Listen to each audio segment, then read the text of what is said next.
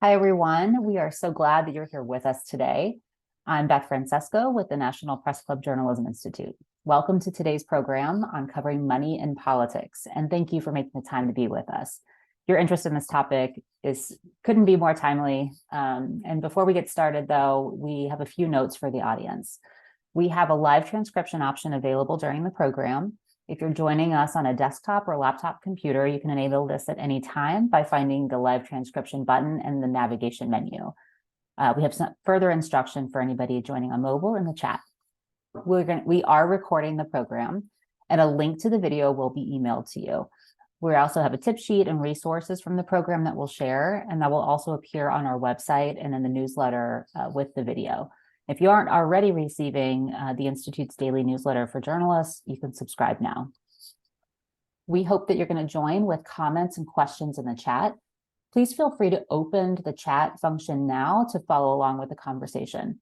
We are going to monitor questions as we go, and we have a break built in for questions at the midpoint and again at the end of the program.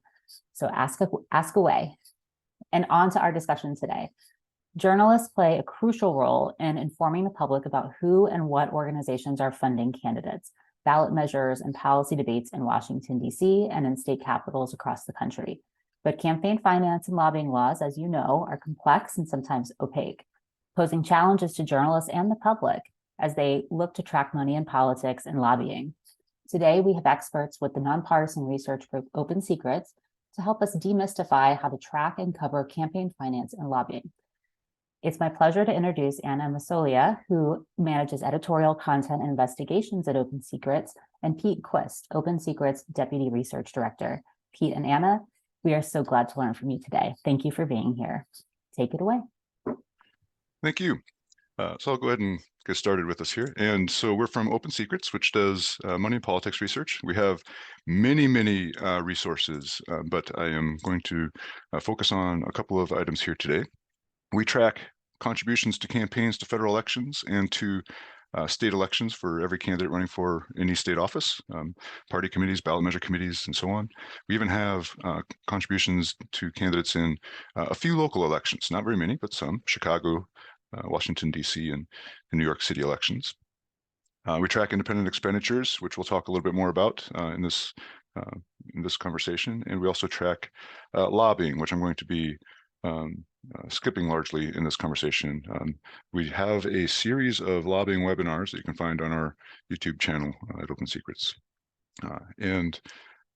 So I'll be talking a little bit about campaign contributions and independent expenditures, and then Anna will be talking about dark money, which has certainly been a big animal in the money and politics sphere over the last 10 or 15 years now, and looking at data use and reporting. So to define these things, when I'm talking about campaign contributions, I'm talking about money given to a campaign. We'll focus on candidates here today, but making a check or a credit card payment to a campaign, to a candidate to run for office. This kind of engagement is regulated through things like contribution limits and disclosure. There are also public funding programs, which I will not be getting into today. But the idea here is that some places, many places, in fact, federal elections and most state elections place limits on how much you can contribute to candidates, but not all. Some places also place prohibitions on corporate treasury funds or union treasury funds contributions to candidates, but not all. About half of the states don't do that.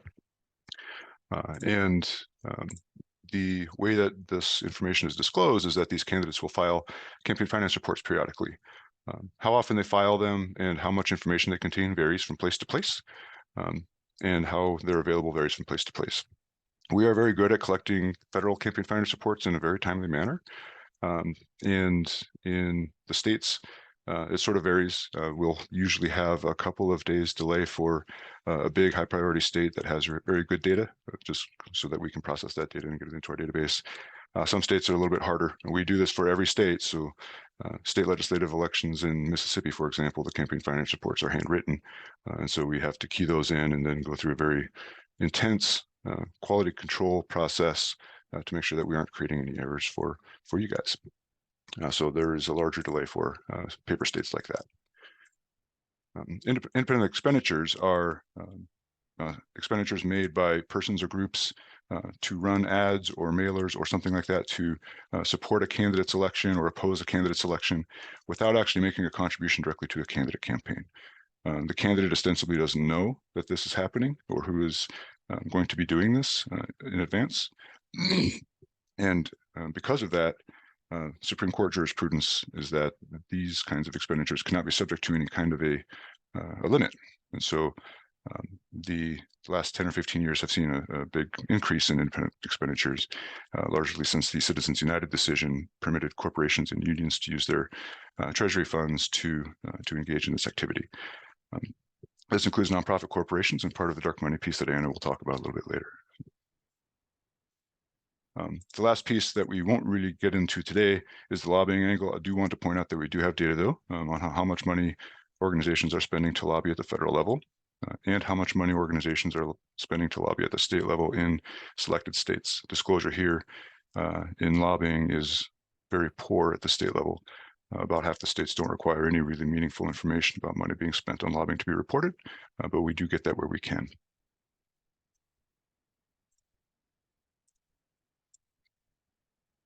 So I'm going to go ahead and dive into the tools and data that we have available for you. We do this for you guys as journalists. So today, our presentation is only an hour long. I've given presentations that are several hours long. So this is going to be pretty general. I want to just, the goal here is to have you guys come away with sort of knowing what's out there, what we have, and being comfortable reaching out to us for follow-up. Data reporting can be complex. Campaign finance is certainly a complex area, but it is relevant to issues of all kinds. This is how policy is being influenced. So there is almost always a campaign finance angle to a story dealing with any sort of public issue or public policy. Please reach out to us early and often so that we can help you get started and understand the parameters of what's available. So we operate two websites. One is opensecrets.org, and the other is followthemoney.org. The opensecrets.org website focuses primarily on federal elections, while the followthemoney.org website focuses primarily on state and local elections. These are going to be consolidated into the opensecrets.org website as soon as we can do that. It's a big lift, so we're working on it quite fervently. But for now, I will be going through tools on both of these sites. The opensecrets.org website has very extensive data behind it. The typical presentation here is going to be an examination of broad trends, top lists, and so forth that make understanding the data much more straightforward than, say, advanced queries or something like that. And to get into this information, what we'll do is jump into the elections and fundraising tab at the top here. And we're going to jump into elections overview. We have a big federal election coming up. So this kind of page is going to be really important to be aware of as we roll into 2024 here. This will give you information about how much is being raised by candidates. Again, very broad examinations here, how much Republicans and Democrats are raising in comparison to each other. And you can check this out over time too to see if there have been changes. You can also filter for certain kinds of candidates, such as general election candidates or incumbents specifically. So if you're working on stories about congressional elections here, this page is going to give you a very nice overview introduction. This is looking at historical cost of election over the last, 30 years. It's getting much more expensive to run for federal office. It is also getting more expensive to run for state office, but not at quite the same rate. These federal campaigns have been exploding in recent years, in large part because of candidate fundraising, but also because of the increased role of independent expenditures.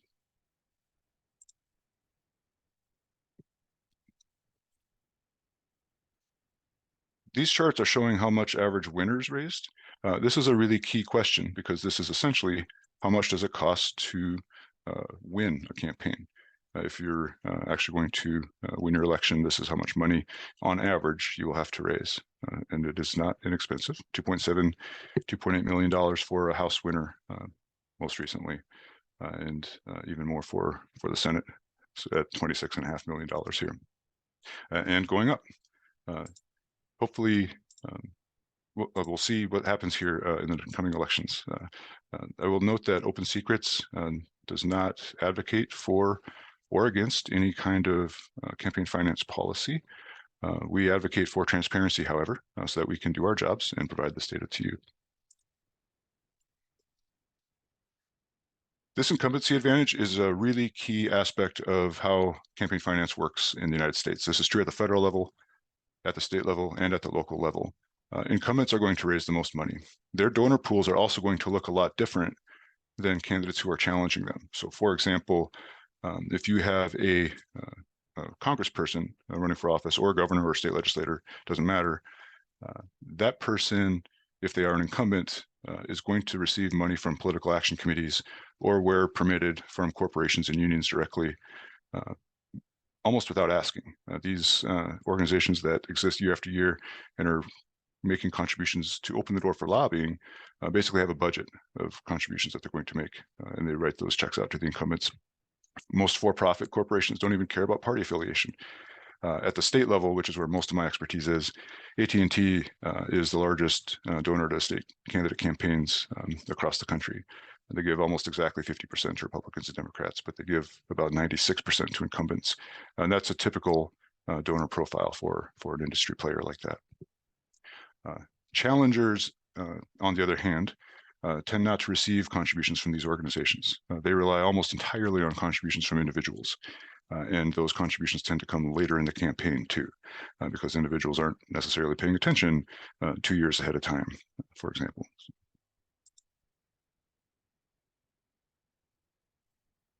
And this PAC Stick with Incumbents piece highlights the kinds of political action committees that are funding these incumbent campaigns.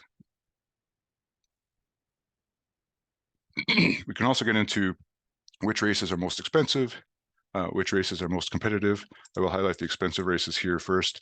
The Senate races in recent years have been very expensive. The Georgia Senate race in particular was kind of in a class of its own in American political history in 2022.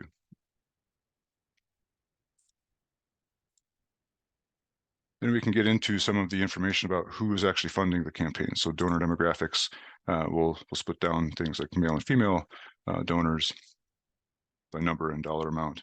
And then you get sort of breakdowns of engagement by percentage of the US population as well.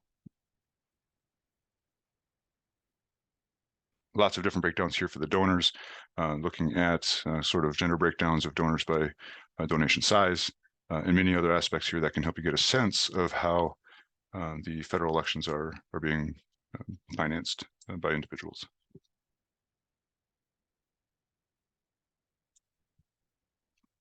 Who do the big donors favor is a key piece, and pretty much even in 2022, there's ebbs and flows a little bit back and forth. So lots of information here. I'm not hitting it all. Again, the idea here is so that you can come away with understanding what's available and feel comfortable to reach out for us. I want to get into some of the state data as well. But before I do that, I will just note that there are other ways to engage in the, excuse me, in federal data here. You can get an overview of people who are running for office, people who are sitting in office, congressional committees, and personal financial disclosures, which we try to keep as updated as we can. So this is how much people have invested in stocks and different kinds of things like that.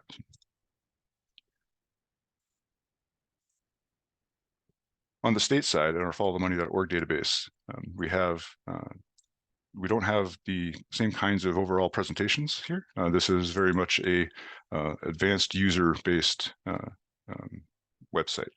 The way to get in here is to actually build a query. So we're going to do that by looking at contributions to state candidates over time. The main entry point here is this Ask Anything button. What I'm about to show you has a big learning curve. There are many, many options here to try to be able to allow you to build exactly what data set you might want to look at. So again, this is a case of please reach out to us and we can help you get set up. But looking at contributions data, their contributions to, and then you can see our breakdown of candidates, contributions to sitting office holders, ballot measure committees, those committees supporting and opposing ballot measures on the statewide ballot, state political party committees, independent expenditure committees, and so forth. One thing that I will note is not here is contributions to political action committees that are not engaged in this kind of activity. Unfortunately, we are not able to collect that yet, although hopefully we will in the future. So we're going to look at contributions to candidates, and then you can create a data set of contributions to candidates based on any criteria, essentially. We're just going to limit this to the type of office that the candidate is running for. The black arrow means that I have a subset of options to select. So I'm going to select these. Again, we have every state office that candidates might run for, including all the odd statewide offices that candidates may run for, such as state mine inspector or local council in, I believe, Massachusetts, which is like a gubernatorial advisory council, I think. So I've done show me contributions to candidates running for those offices.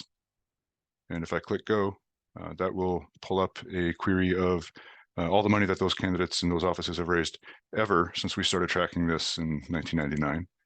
So we've got 54 million contributions for $29 billion here, and we can group it by candidate and see who has raised the most in our database for a single campaign so far, for example.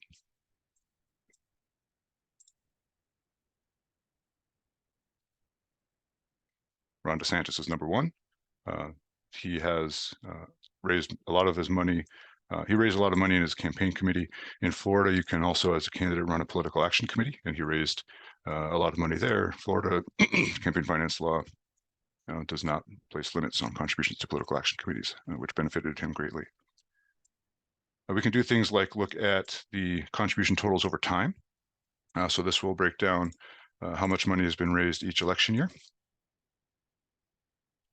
It sorts down by dollar amount by default, but you can see the more recent years are kind of here at the top with a couple of exceptions. 2010 was very large. We had some very big gubernatorial campaigns that year, particularly in California. That bumped that up. And then the last thing I'll show here is looking into states, and then we'll dive in briefly into Virginia elections for this year. So by grouping this up by election jurisdiction, I get the total by state. The way to sort of think about this is I've run a query to build the data set, which is contributions to candidates for these offices across time and across states. And then I'm using these checkboxes here to essentially make an Excel pivot table of the data. This little magnifying lens will allow me to dive right into that data set if I find something interesting there. I am interested in Virginia, so we're going to do that. It opens up a new browser tab for me. Now I'm looking at contributions to candidates in those offices in Virginia. Break it down by election year. 2021 was by far the largest one. The gubernatorial election there was quite heated. And then I will sort this to 2023 at the top, so we can see where we are so far in 2023. And then I can dive into this year's elections in Virginia.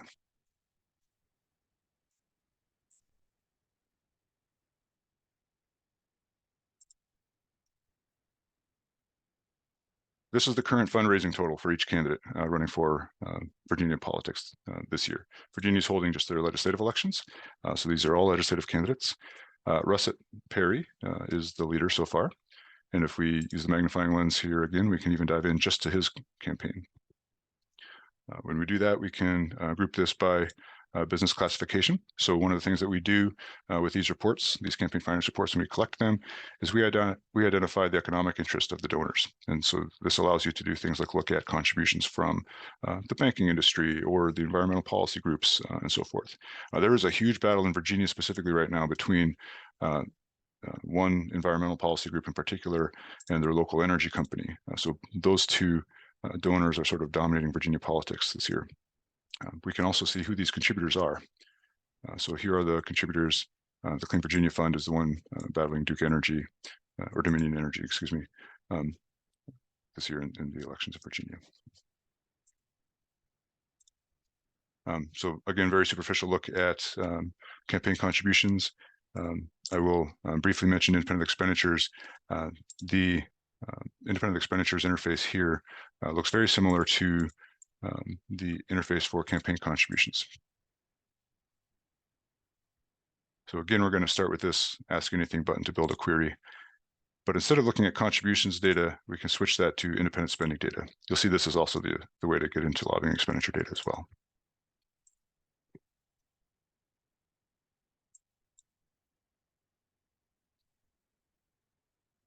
I'm going to look at independent spending targeting races in recent years. So we're going to go with independent spending targeting certain election years. And we'll just go back to 2009 here.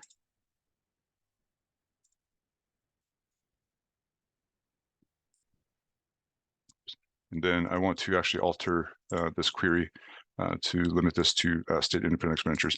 There is some historical federal data on this site. However, our data through the OpenSecrets website is much more robust. So limiting to that state. Then we can take a look at how much spending there has been in each state. California really leads the way here. They have very expensive elections, so that's not overly surprising. Break it down by year and see kind of what that trend looks like. But this allows you to do things like see whether independent expenditures are going up, how your state stacks up with other states, and kind of get the general lay of the land there.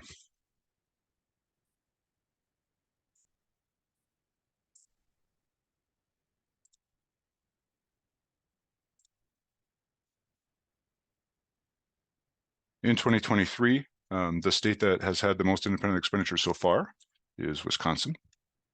Wisconsin had judicial elections this spring that became very heated and has by far had the most independent expenditures to date, although Virginia may make a late run here with their independent expenditures. Then if we dive into Wisconsin specifically, looking at independent expenditures in Wisconsin in 2023, we can see who those spenders are.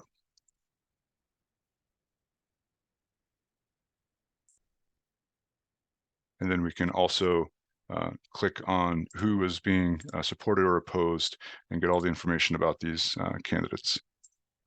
The target information does take a moment to load, so I've pulled it up in advance here. Grab this window.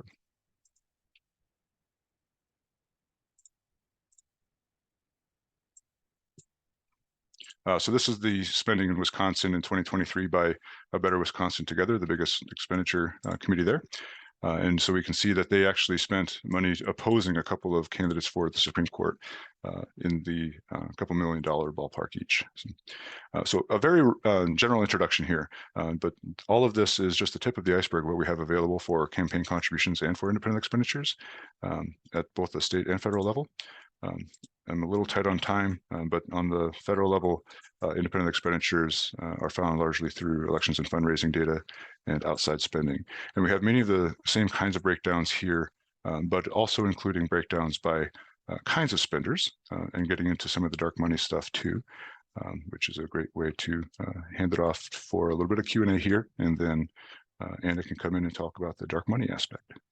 Thank you, Pete. We have a couple of questions from the audience. And again, if you'd like to ask a question, please go ahead and put it in the chat, or you can even add it to the Q&A. Stella asks, how often is follow the money data updated? It's probably hard to do since states have different filing deadlines, but just wondering how reliable and up-to-date the information is. Yeah, that's a great question. It is a hard one for us to answer. We upload data to followthemoney.org every day, almost hourly, in fact.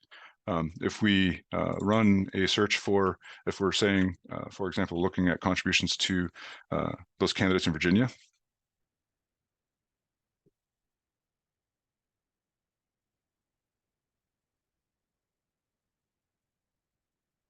what I just did here is all available through this interface, but for those who are paying really close attention, the URL actually builds out the queries and the display options and so forth, which is actually a good point because you can embed tables into online stories. But now I'm looking at contributions to candidates in Virginia in 2023. This is our progress bar.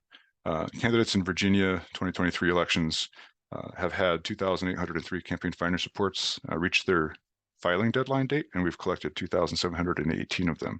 Most of the ones that are remaining are reports that won't be filed or are being filed late for some reason. A reason that a candidate might not file a report is that perhaps they've dropped out of the election, for example, or something like that. We just haven't verified that they will not be filing that report. So we leave it in our checklist. 97% is really good. It's about as complete as you can get at this, like during an election period. Past years will, of course, be 100%. But as you're working on a story, reach out to us. We can give you more details about exactly what we have and what we don't. Certainly some states are more challenging than others. Thank you, Pete. We have another question from Susan at the New York Times. What's the best way to find out how much a particular fundraiser has raised? For example, Fred, I'm going to mess up the last name, Davies for Senator Robert Menendez. Yeah, so we can come in here to OpenSecrets website. For these federal candidates, coming into the candidates and office holders overview is going to give you a great way to look at contributions to members of Congress, presidential candidates, and state candidates. There are a number of ways to kind of get into this, but this elections overview here is another one where we can get into the current congressional elections and search for a candidate name. If you type a candidate name in here, you will get to their page that kind of gives you a lot of different breakdowns about where they get their money, industry groups, top donors, all that kind of stuff. Thank you. One more question. Carl from American University says he's interested in using the industry level campaign contribution data. Do you have disaggregated data reporting contributions at the firm level and its industry contribution included? Yeah, all of our data is actually at the transaction level. So these displays that we're showing here are really meant just to make the data a little more digestible. Transaction level data is how we build these things. So the aggregations are actually happening in the back end of our systems. So we absolutely have as granular as is reported. Those kinds of data sets can be quite large. Reach out to us if you're interested in getting transaction level data, and we can have a conversation about delivering that for you. We do try to keep that free as much as possible. However, as a small 501c3 charity, always trying to keep the lights on. So there is occasionally a small fee associated with that just to cover our time. A good reminder that OpenSecrets is definitely a valuable resource and relies on folks to help support the work. We have another question from Paul, who asks, can you track former industry or company of retiree contributors? Yeah, so that's a bit of a challenge, but yes, it's becoming easier as we continue to collect data. So now that we've been doing this for decades, we have decades of data. And so if that person has been contributing over time, they may have retired during that time period, and we have their contributions from past years. And at the federal level and in most states, I think 37, the employment information of a contributor is supposed to be reported when they make a contribution. And so we can identify that contribution information and see what that person used to do for a living. We use lots of different resources and name address matching programs and so forth to identify contributions from the same person over time and across jurisdictions as well. And so through that way, we can usually, or I shouldn't say usually, but often code a person based on their prior industry. However, that's not always the case. And so retirees do show up a lot. A lot of people don't really give until they get kind of older. And so they'll come in without much information in the past.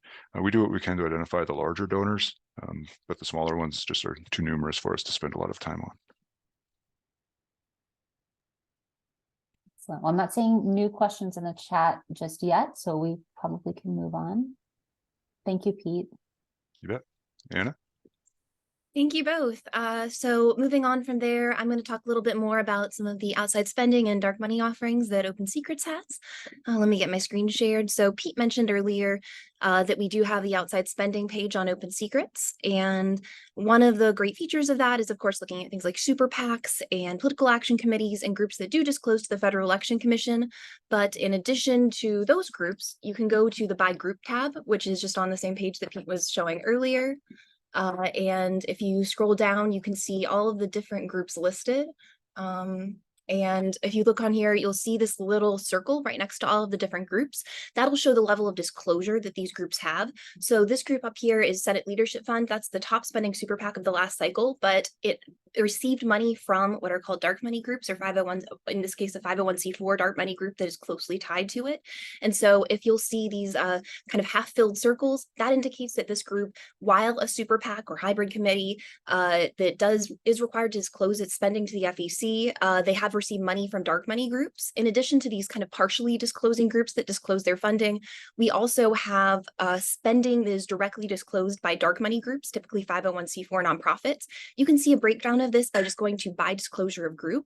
As you can see, the vast majority of spending is actually by partially disclosing groups like the super PAC I showed earlier, because they are legally required to disclose that spending to the FEC, but when you come to 501c4 dark money groups, those groups are oftentimes not even registered with the Federal Election Commission. Technically, they're supposed to exist for social welfare purposes, but when they spend on ads that say things like vote for or vote against, when they spend within the 60 days before a general election or 30 days before a primary election, we will see that spending at least disclosed to the Federal Election Commission. But generally, we never really disclose their donors unless that's voluntarily disclosed. You can select by type here and toggle down to just non-disclosing groups to be able to see which dark money groups have actually disclosed those independent expenditures. Again, that's the vote for, vote against kind of ads, as well as which ones have disclosed what are called electioneering communications.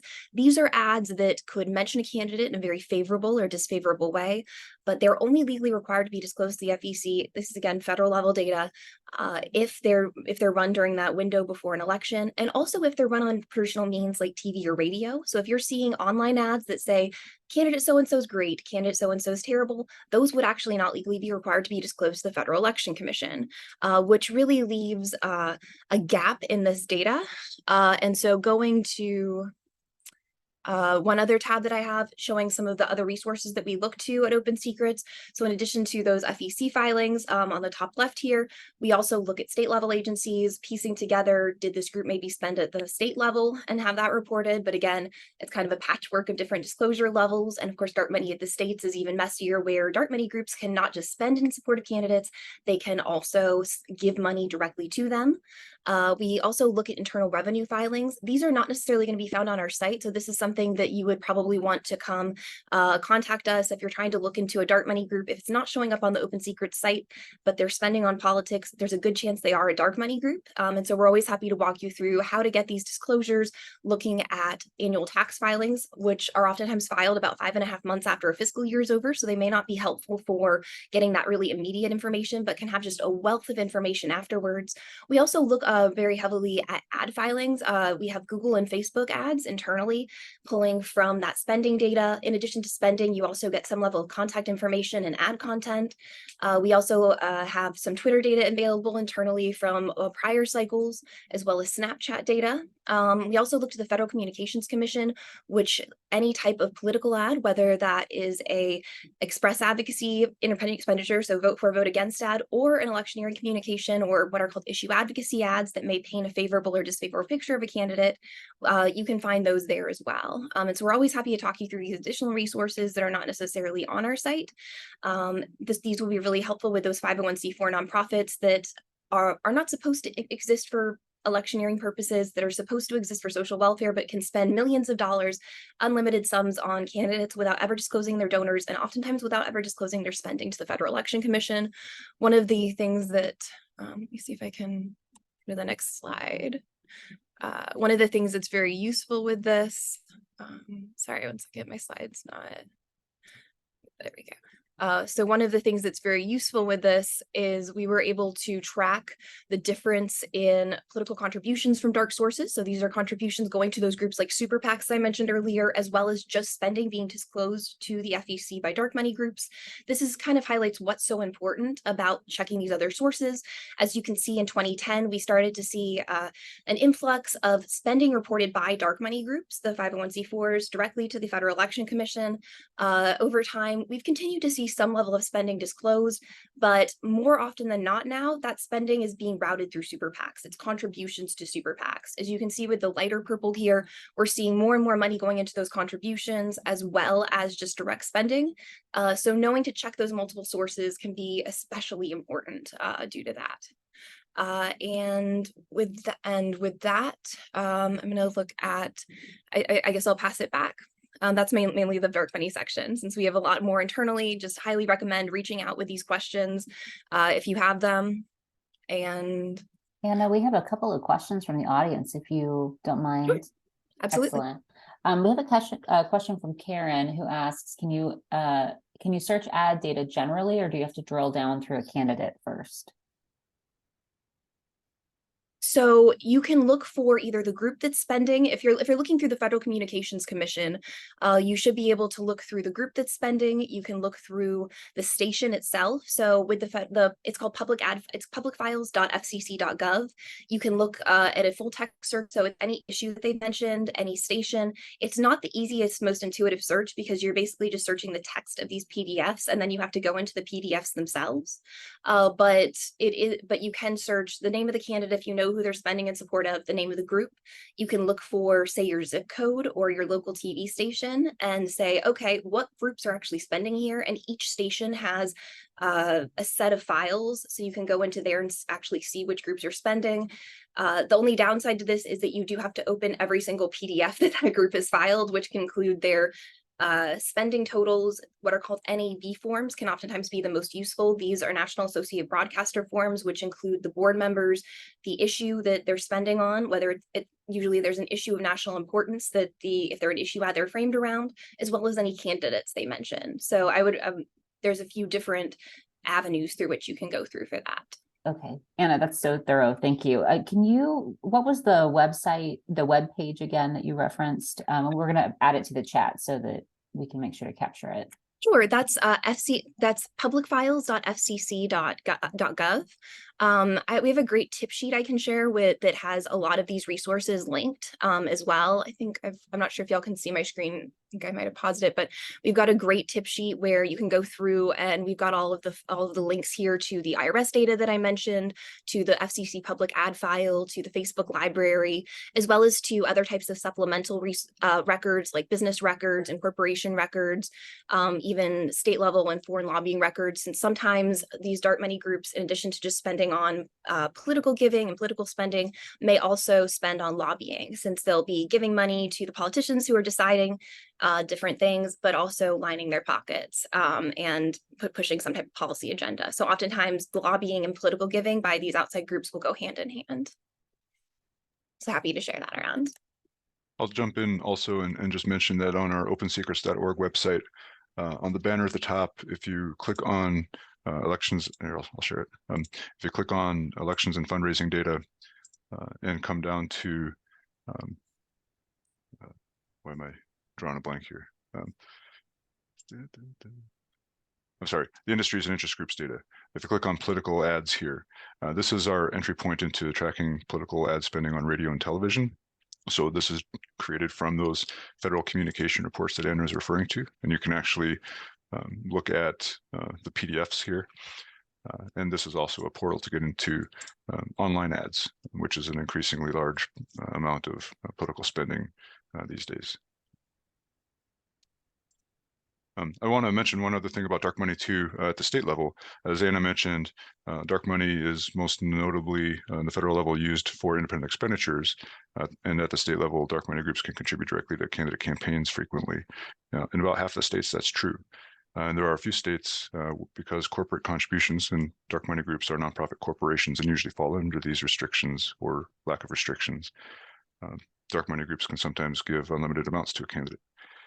Kay Ivey, the Alabama governor, for her re-election campaign in 2022, about 20% of her money came from one dark money group, for example. So sometimes that is a major way to get involved for these kinds of groups. And that's a great pivot, looking back to political contributions. And again, a lot of this is focused on the dark money, but in addition to that, we also looking at disclosed political contributions. I just wanted to provide one example of how our data has been used recently in some of our stories. So this is a story that we did last week on Kevin McCarthy's ouster, and kind of just a way of, when you see something in the news, here's how sometimes the money race can be playing out in the background. Of course, money is a big part of the speakership. We pulled together the numbers to make a chart where you can now see here's how much each of the members who were being considered for the speakership, at least as of last week, had raised, how much their leadership PACs had raised, and really be able to make that breakdown. These types of things are very easy to make. We're always happy to send over data sliced and diced in different ways, and can pull that very quickly as new numbers come up. One thing with this is this includes the 2024 election cycle numbers. Right now, those are not yet on the OpenSecrets site. If you go up to the elections and fundraising data or the candidates and office holders, right now, we are just now launching the office holder pages for the 2024 cycle, but we have a lot of this data internally already. It's just still being formatted for the website. So we're always happy to share fundraising numbers. Right now, we have Q1 and Q2. And Q3 is currently being processed. We got the third quarter filings from the FEC, which came in on Sunday. Today is actually the filing deadline for lobbying filings. And so those should be up within the next week or two. And so it's constantly being updated on the OpenSecrets site as these new filings are coming in. If you don't see something on the site, but you know those filings exist, we're always happy to walk you through that. And we may have more internally that's just not available on the site yet, since we get the numbers, we clean them up. It's a very long process. And in order to get them on the site, there's a lot of slicing and dicing that needs to be done, but we're always happy to pull numbers for you as well.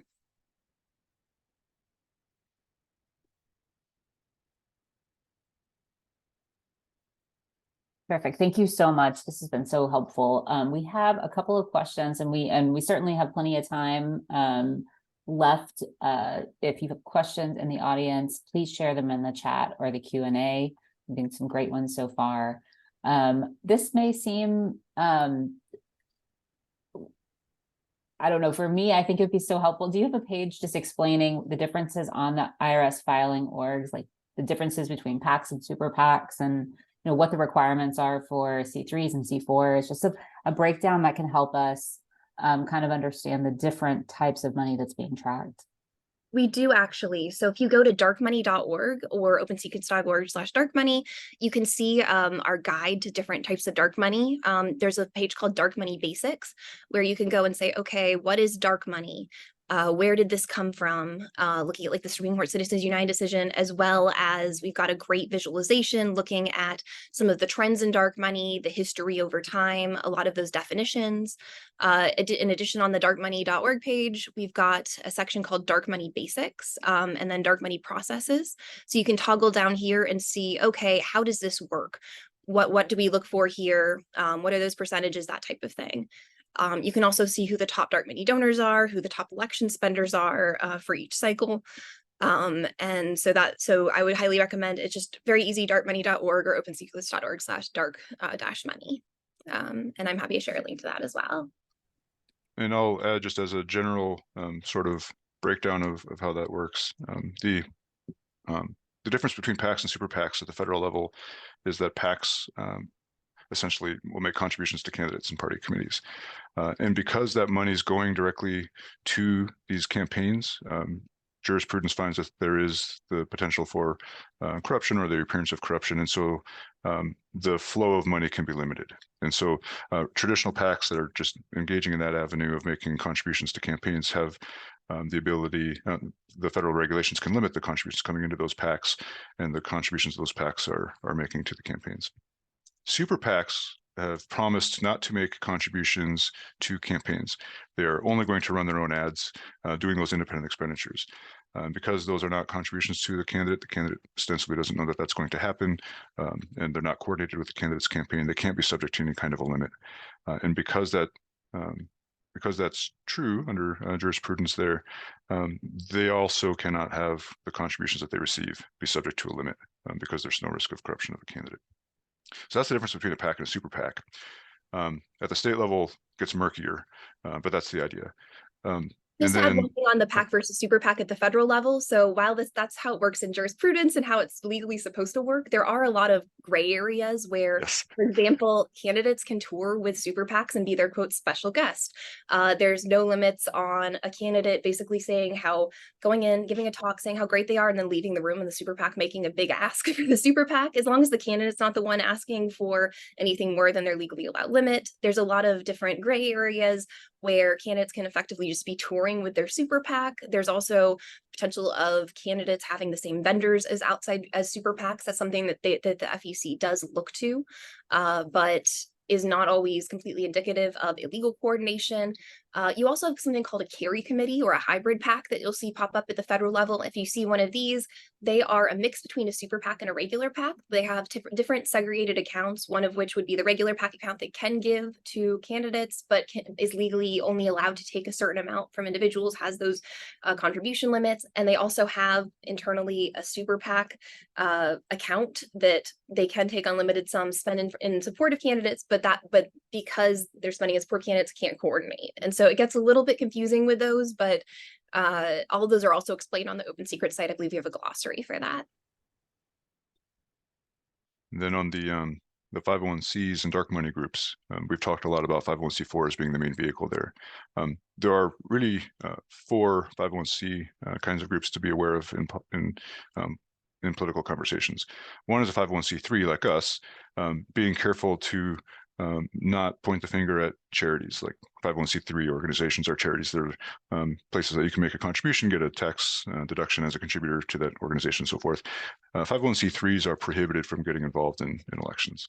But that's what a lot of people think of when they think of nonprofit corporations as charities. But there are many other kinds. And the 3 that really get involved are 501c4s, the social welfare groups, 501c5s, which are the unions, and 501c6s, which are the trade associations. Trade associations include the Chamber of Commerce and the National Football League. Unions and trade associations, we have a pretty good idea generally of what they're representing. The 501c4 social welfare groups, however, are very difficult to track. They can pop up very quickly. They can be called things like Americans for America and start spending just huge amounts of money.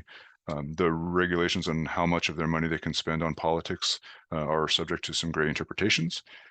If you're a campaign finance lawyer, coordination is where you're going to have ample opportunities for your entire career to litigate around like regulations on how much coordination is okay for independent expenditures and so forth. So those social welfare groups are really a challenge because they are hard to really identify.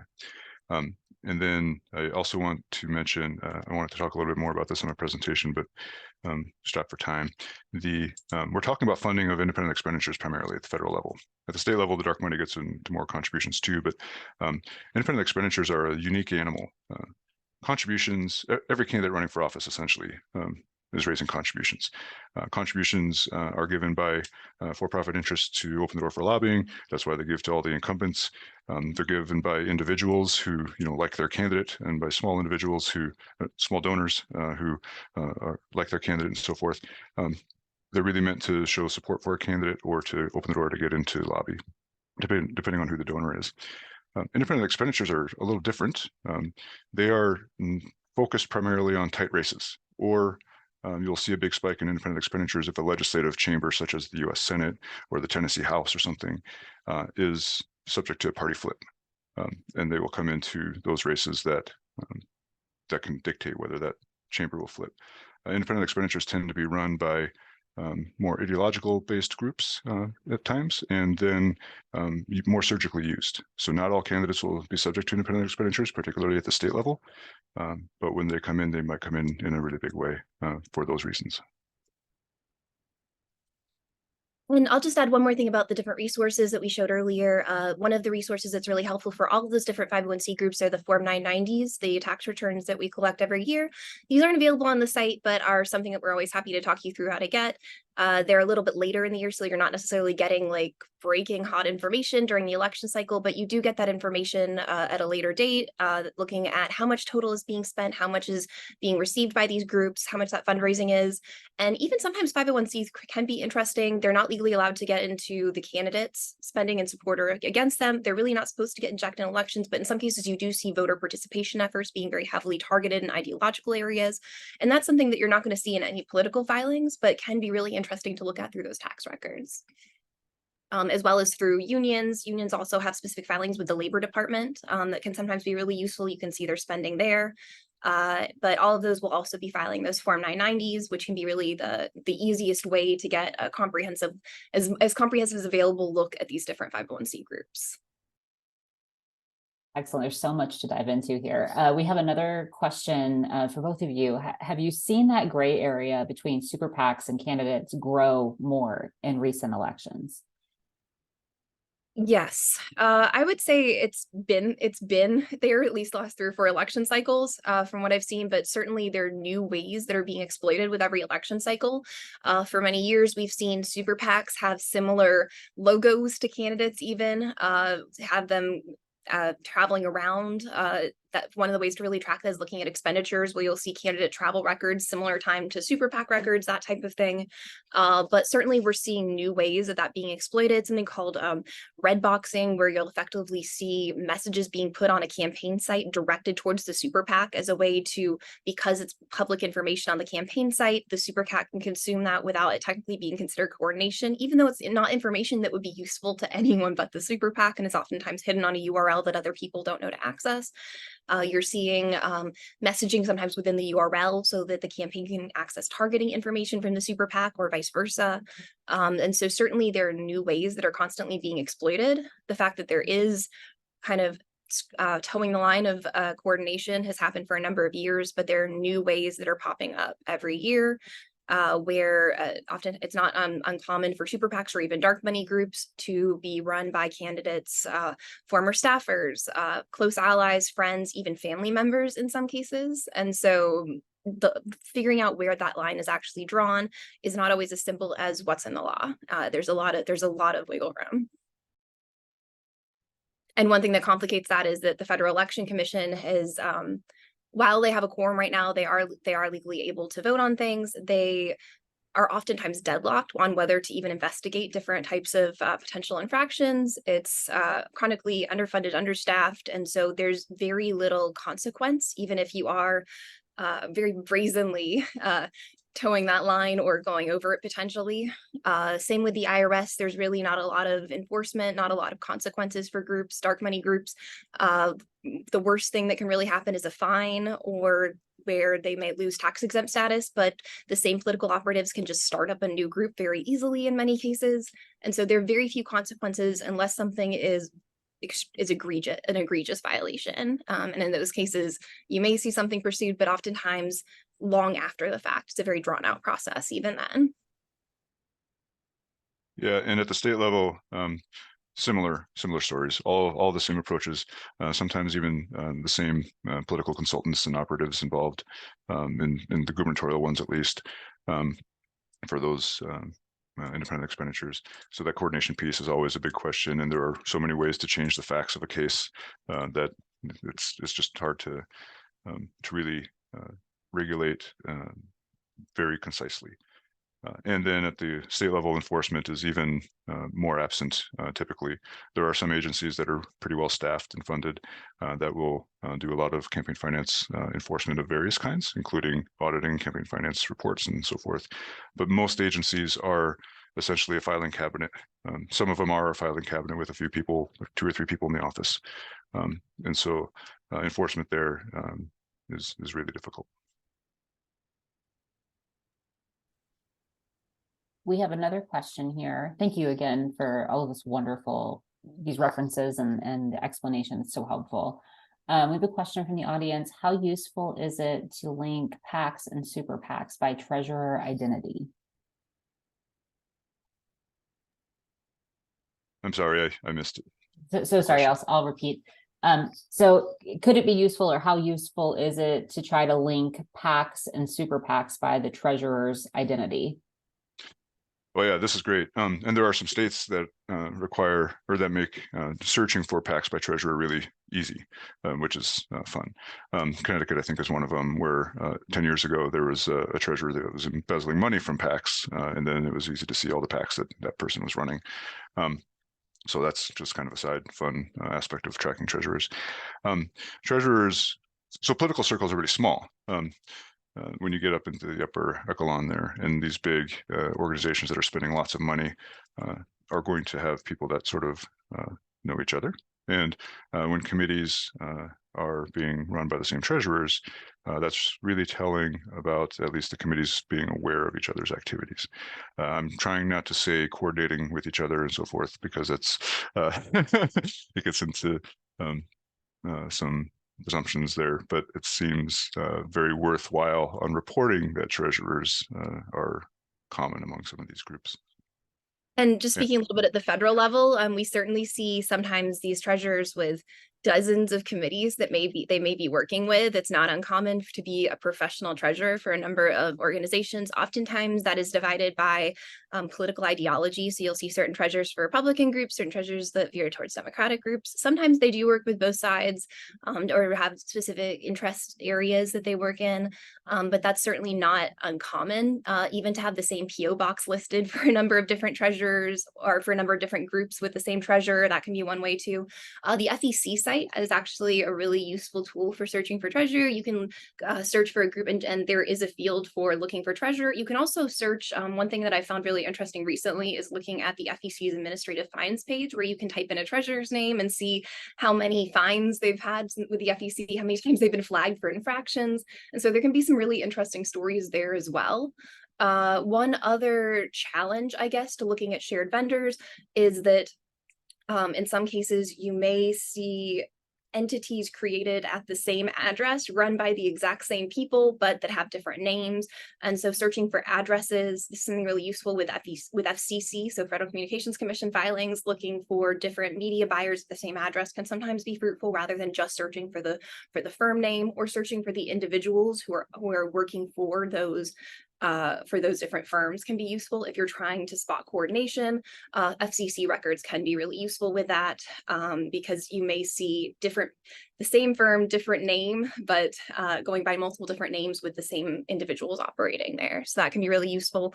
OpenSecrets also has a really great page that I hadn't thought to show earlier, called our anomaly tracker.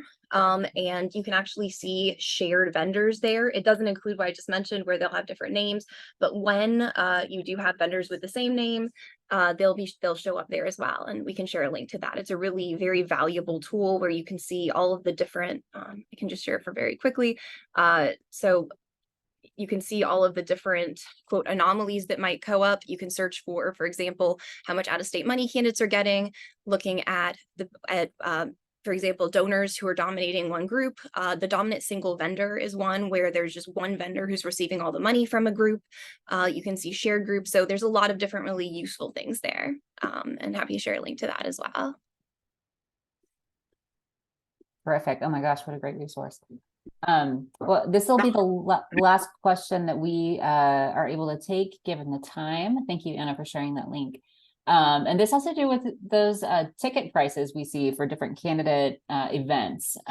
We have an audience participant who's asked, what's the best way to track down where ticket fees that are being charged at candidate events are going, or how they're used?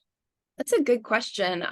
One thing, and again, this isn't necessarily the events themselves, but looking at the donor pages. So a lot of the events result from fundraising emails where you're either invited to submit a donation and then get access to the event, or just submit a donation generally. Looking at the fine print at the bottom of those fundraising emails can be really important, because the group is not necessarily the candidate that's sending the email. You could see a certain member of Congress or a certain presidential candidate. It appears to be an email, like a fundraiser just supporting them in the email. But at the bottom, it could be their joint fundraising committee, the party, and have kind of a divvied up system of these joint fundraisers all together. And so checking the bottom of fundraising emails to see how stuff is divvied up can be really useful. I would also recommend checking joint fundraising committee data generally. We have a really great page for that in the OpenSecrets site. oftentimes fundraisers are not just benefiting one individual or one campaign. They may be a co-event. You'll see this when, for example, presidential candidates may have events with congressional candidates. Usually that's going to be divvied up in a joint fundraising committee, or where you'll have even just a presidential candidate may have an agreement with their party. And so the money ends up divvied up between different party groups and that presidential candidate.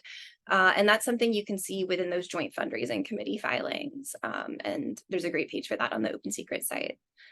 Pete, I don't know if you had anything to add with that. At the state level, sometimes the money raised via events is actually reported in a special place on campaign finance reports. So you'll actually get event fundraising as a classification of the money. But the main point that Anna's making about making sure to understand who is soliciting those tickets or selling those tickets is the main thing, because it isn't always the candidate. And I'll just add also that while on the joint fundraising committee aspect, this is kind of a uniquely federal animal, and it's been around for a while. But for folks who maybe aren't familiar with what a joint fundraising committee is, it's just a group of candidates or candidates and parties that sign on to this joint fundraising committee, and the joint fundraising committee facilitates writing a large check for a contributor, and then they divvy it out among the participants and skim a little off the top for administrative stuff. So, I mean, that's a simplified version of it, but that's how that works.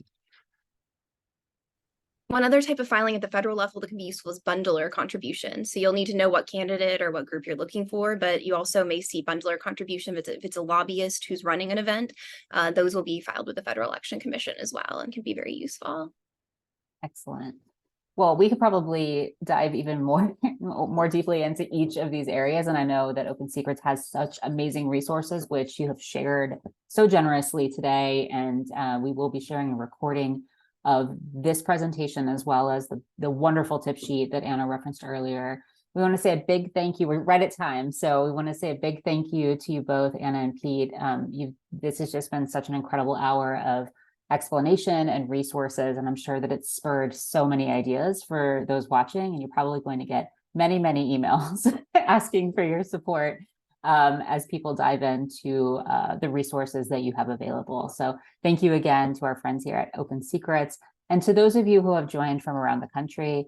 Stay well, and we hope that you have a terrific weekend ahead. Thank you so much. Thank you for having us. Thank you so much.